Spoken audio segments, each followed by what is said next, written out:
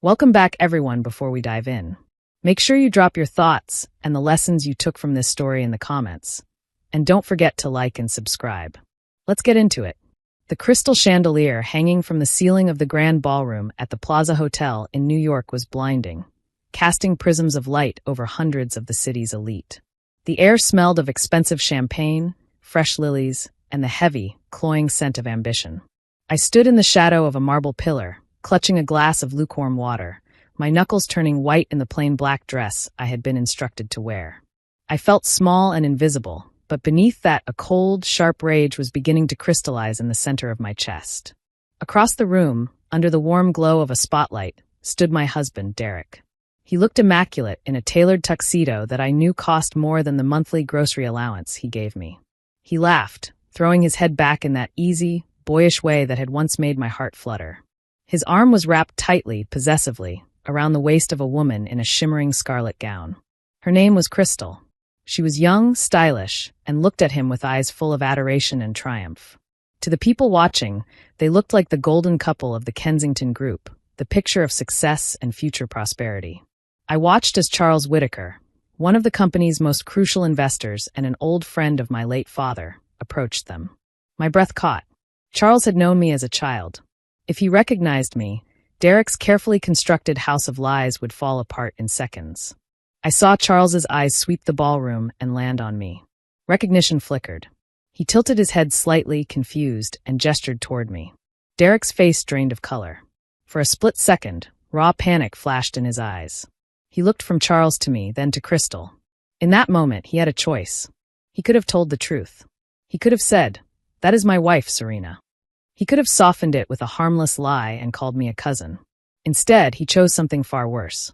Derek let out a nervous, dismissive chuckle and waved a hand in my direction, as if shooing away a stray animal. "Oh, her," he said, loudly enough to be heard over the music.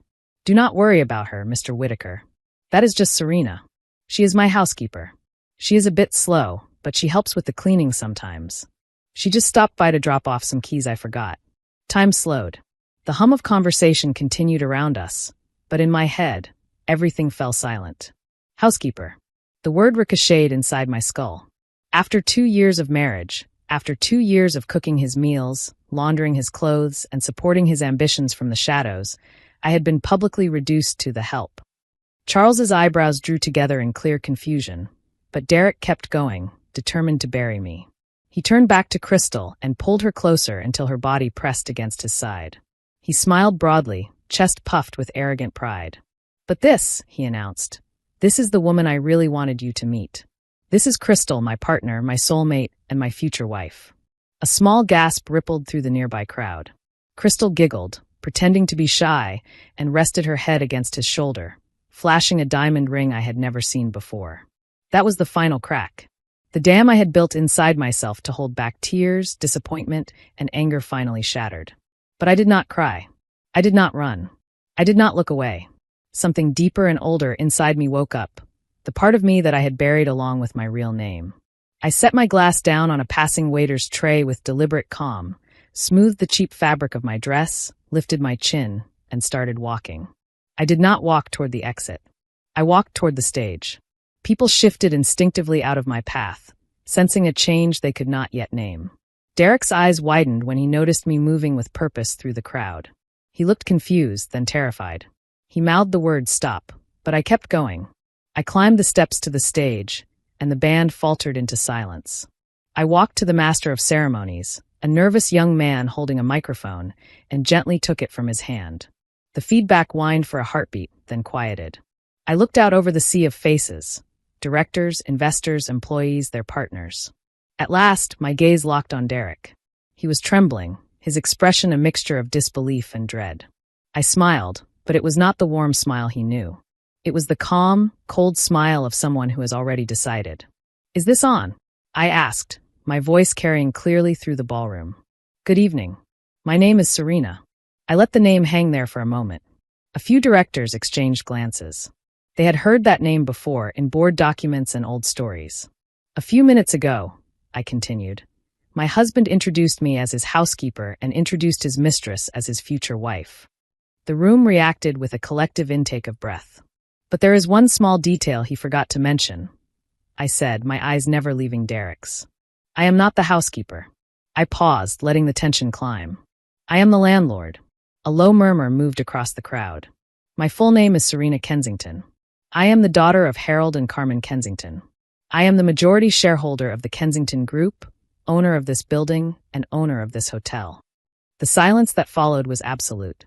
Then a glass shattered somewhere near the bar as someone's hand slipped. Heads swiveled between me, Derek, and Charles Whitaker, who now stared at me with dawning recognition. Near the back of the room, my godfather and our longtime corporate attorney, Leon Coleman, stepped forward and folded his arms, his presence confirming my words without a single sentence. Derek looked as if the floor had disappeared beneath him. His mouth opened and closed, but no sound came out. Crystal's eyes darted around the room as if searching for an escape route. She clutched the diamond on her finger like a lifeline. For the first time that night, I allowed myself to remember exactly how I had ended up here. The hidden heiress living as a furniture restorer, the first man who tried to sell my life for parts, and the second who thought I had nothing. 10 years earlier, when my parents died in a plane crash, I inherited everything. The real estate, the stock portfolio, the art collection, and controlling interest in the Kensington Group. I also inherited a long line of opportunists. The first was my then-fiancé, Calvin. He had been polished, eloquent, beloved by the press. I thought he loved me. Instead, one afternoon, I walked by my father's study and heard him on the phone bragging that once I signed the marriage papers, he would liquidate my family's assets and leave me, crying in some institution. I did not confront him. I did not argue. I simply walked out, called Leon, and canceled everything. The engagement ended with a legal notice. I never spoke to Calvin again. But that betrayal broke something fundamental in me. I realized that as long as I was Serena Kensington, I would never know if anyone saw me as a person rather than a bank account. So I disappeared from public life and legally took my mother's surname, becoming Serena Evans. I stepped back from the visible leadership of the company. The board and Leon handled the day-to-day operations. I remained the majority shareholder and ultimate decision maker, but to the outside world, the Kensington heiress was a recluse. I moved into a modest apartment in Queens, drove a used car, and lived on a small stipend from one of my own trusts. I wore simple clothes, kept my jewelry locked away, and found comfort in my true passion, restoring old furniture. There was something healing about taking a broken, discarded chair or table and bringing it back to life. I told myself that if I ever loved again, it would be as Serena Evans, the woman in a paint-stained shirt, not the heiress. I thought that if a man loved me with no knowledge of my fortune, it would finally be real. That decision was the reason I eventually met Derek Miller in a small bookstore cafe on a rainy afternoon. I walked in juggling a coffee and an umbrella and promptly spilled half my drink down the front of his shirt. I apologized, mortified, expecting anger. Instead, he laughed, looked down at the spreading stain, and said, "Well, this shirt was boring anyway. You just gave it personality." He seemed easygoing, approachable, very different from the sharp, calculating men I had known. I let my guard down. Our courtship was simple. We ate at small diners and walked in the park. Derek told me he worked in marketing and was struggling to get a real break. He dreamed of joining a major firm like the Kensington Group. I told him I restored antique furniture and lived month to month. He never asked about my last name, my family, or any inheritance. He asked about my favorite woods, my favorite books, the smell of varnish. I believed that meant he loved me for myself. A year later, we moved in together. I let him think the apartment in Queens was just a lucky rent-controlled find. I split the bills with him and continued to live modestly. When he complained about his stagnant career, I broke my own rule. I called Leon from a burner phone and asked him to quietly ensure Derek's resume ended up at the top of the stack for a junior marketing role at the Kensington Group. I insisted Derek could not know I had anything to do with it. 2 weeks later, Derek came home shouting with excitement. "Serena, I got an interview at the Kensington Group," he said, lifting me off my feet. When he landed the job, his salary doubled. He celebrated by buying himself an expensive watch on credit and talking for hours about how he would climb the corporate ladder. I smiled and baked a cake, believing I had just secured our future together. He proposed to me 3 months after starting there. On the roof of our building, under the city lights, he put a modest ring on my finger and promised to work hard so I would never have to scrub old furniture forever. I did not like the way he said it, as if my work were beneath him, but I ignored the discomfort. Before signing the marriage license, I insisted on a prenuptial agreement, framed as a simple fairness. Each of us would leave with what we brought in, no alimony, no claims. Derek laughed and signed without reading the details, assuming he was protecting his future earnings. He had no idea that I was ring-fencing skyscrapers, a vineyard in California, several estates, and more money than he could imagine. For a little while after the wedding, life was calm. Then his job at the Kensington Group began to reshape him, or perhaps simply exposed who he had been all along. Derek became obsessed with appearances. He scrutinized the way I dressed and spoke. "If my co-workers see you in those jeans, they will think I am not taking care of you," he said one morning. He insisted on controlling our joint bank account, handing me a small amount of cash each week and calling it my allowance. When I pointed out that the money was ours, he snapped, "I earn it. Stop wasting my money." He belittled my work, calling it a little hobby. Even as pieces I restored quietly sold through a gallery Leon helped arrange under an anonymous label. Then came the comparisons. At first they were general, other wives, women at the office. Eventually, one name kept appearing, Crystal. She was sharp, professional, and understood the market. Derek spoke about her more than he spoke to me. I recognized the look in his eyes. The signs of an affair were subtle at first. His guarded phone, late nights, new cologne layered over an unfamiliar perfume. Then I found a receipt in his jacket from a boutique on Fifth Avenue. $2,000 for a leather handbag. My birthday passed without a gift beyond a flimsy card and a lecture about tight finances. The bag was never meant for me. I did not confront him immediately. I wanted undeniable proof. I called the main reception line at the Kensington Group and asked to be connected to whatever assistant or intern worked with Derek. A woman answered. "This is Crystal," she said. In the background, I heard Derek's voice. "Who is it, Crystal?"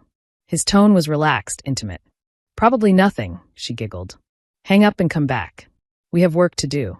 That was enough. A few days later, I took his forgotten allergy medication to the Kensington Tower as an excuse. I went through the main lobby like any visitor.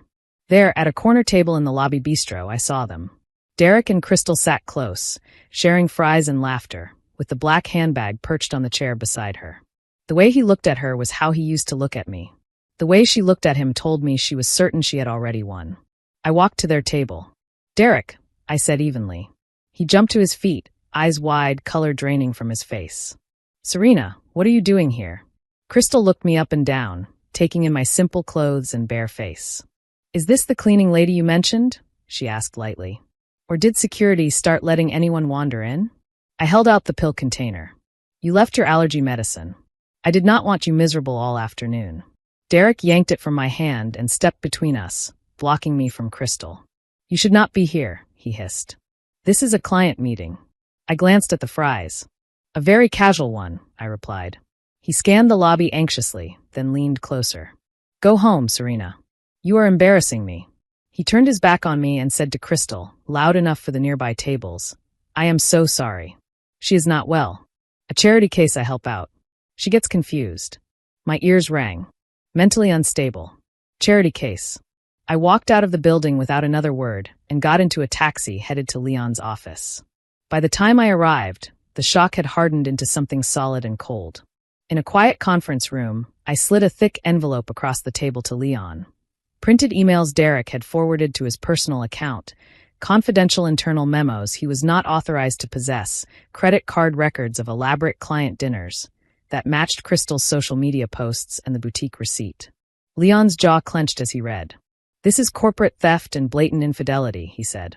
"I can have him removed before lunch." "Not yet," I replied. "I want you to promote him first." Leon stared at me, stunned. I explained that I wanted Derek named acting vice president of marketing, effective immediately, with the formal announcement scheduled for the gala. "The higher he believes he has climbed, the harder the fall," I said. "I want him to feel untouchable, right up until the moment he realizes he was standing on a trapdoor." Leon studied my face, then slowly nodded. Over the next week, we set everything in motion. Derek came home almost glowing after Leon informed him of the provisional promotion. "This is it, Serena," he said, straightening his tie in the mirror. "Once this is announced at the gala, everything changes. No more Subway. No more cheap dinners. We will finally live the way I deserve." I folded his shirts and murmured, "I am sure you will get exactly what you deserve." When the invitation to the annual Kensington Gala arrived, Derek tossed it onto the table and laid out his conditions for me. I was to wear a plain black dress, no jewelry, minimal presents. I was not to speak unless spoken to, and certainly not to say anything about sanding chairs. "If anyone asks, you are just a cousin from out of town I am helping," he said. "Please do not ruin this for me." I agreed softly. Inside, I was memorizing every insult. On the night of the gala, I put on the shapeless black dress he approved, scraped my hair into a severe bun, and left my face bare. Underneath, however, I wore silk, and in my small clutch lay my mother's custom red lipstick and a velvet pouch holding the Kensington emeralds, a necklace and earring set known across the city. Derek barely glanced at me except to mutter, "Good. You will blend into the background." At the hotel, the valet, Malcolm, who had worked there since my childhood, nearly bowed when he saw me, but I silenced him with a look. Inside the ballroom, Derek abandoned me in a dark corner near the service doors and went off to work the room. I watched him glide from group to group, laughing too loudly, shaking hands, trying to impress men who glanced past him as if he were an overeager salesman. Crystal arrived in a blazing red gown that drew every eye in the room. Derek found her almost instantly, and the way he placed his hand on the small of her back might as well have been a public announcement. They whispered and laughed while some of his colleagues exchanged knowing looks. When she later stumbled and spilled red wine down the front of my black dress, she covered her mouth in fake horror and asked if she had ruined my little outfit. "It is just a dress," I said calmly. "Accidents happen." Derek rushed to comfort her, not me, and ordered me to apologize for making her feel bad. I refused. The moment was broken only when Charles Whitaker approached, having just arrived. He had seen more than they realized. Derek, cornered between his lies and Charles's recognition, chose the worst path.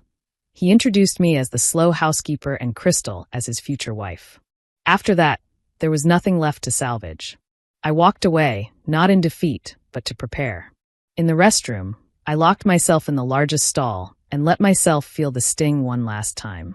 Then I dismantled the disguise Derek had given me. I tore the bun loose and let my hair fall around my shoulders. I put on my mother's red lipstick, added a touch of mascara, and altered the dress with a sharp rip up the side seam, turning it into something that belonged in that room. Finally, I fastened the Kensington emeralds around my neck. When I stepped back into the ballroom, the energy changed. People turned and stared. Some recognized the necklace immediately and whispered my family name. I walked straight to the stage, signaled to the band to stop, and took the microphone. That was when I stated my name, my position, and exactly what Derek had done, in front of the people whose opinions he valued more than anything. "Derek Miller," I said, "you are fired, effective immediately. Your access to all Kensington Group properties has been revoked. Security will escort you out." I turned to Crystal. "You are also terminated. You will find an email from our legal department in your inbox regarding the confidentiality agreement you signed and the information you shared with competitors." Applause rose around the room, starting with Leon and spreading outward. As Lamar and Tyrone, the same security men who once guarded my father, moved to flank Derek and Crystal, I added the last piece. "One more detail, Derek," I said. "The prenuptial agreement you signed without reading includes a fidelity clause. Since you broke it, you leave this marriage with exactly what you brought in." I took the simple silver hair clip he had once given me and tossed it so it landed at his feet. "That is yours. Take it and get out of my hotel." They dragged him toward the doors as he shouted that he loved me and that this was all a misunderstanding.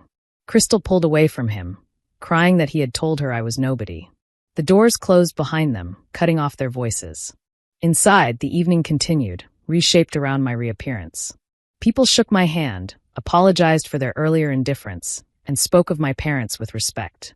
I stayed just long enough to show the board that the heiress was no longer hiding. Then I stepped outside for air. On the sidewalk, in the soft beginning of rain, Derek and Crystal stood soaked and stunned. He tried to approach me, but Lamar blocked him. "Please, Serena," Derek said hoarsely. "I have nowhere to go. I cannot go back home like this." I looked at him, searching for the man who laughed in a coffee-stained shirt. He was gone. "You had a home," I said quietly. "You decided it was not good enough." I turned and went back inside. The next morning, I filed for divorce. With the prenuptial agreement and the evidence of infidelity, a Attorney Desiree Brooks pushed the paperwork through quickly.